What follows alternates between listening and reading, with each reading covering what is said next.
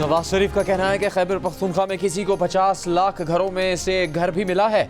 आप उस शख्स के पीछे लग गए जिसने पाकिस्तान का यह हाल कर दिया।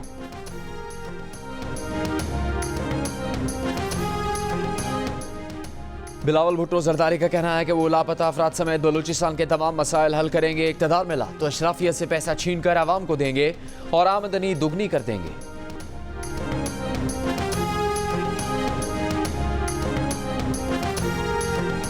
शहबाज शरीफ ने कहा है मुल्क में मजहबी बिरादरियों को अमन व सुकून से रहने का हक हासिल है। अक़लियती कमीशन की तश्कील और खुदखल पर मसीही बिरादरी से मिल बैठ कर बात करेंगे।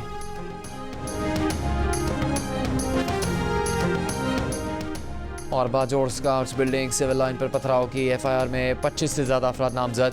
FIR के मुताबिक मखसूस सियासी जमात के शरपसंदों ने उम्मीदवार हानजेब के कातिल को सियासी मकासद के लिए इस्तेमाल किया। मुश्तइल अफराद ने दरवाज़ा तोड़ने की कोशिश की, रियासत मुखालिफ नारे लगाए।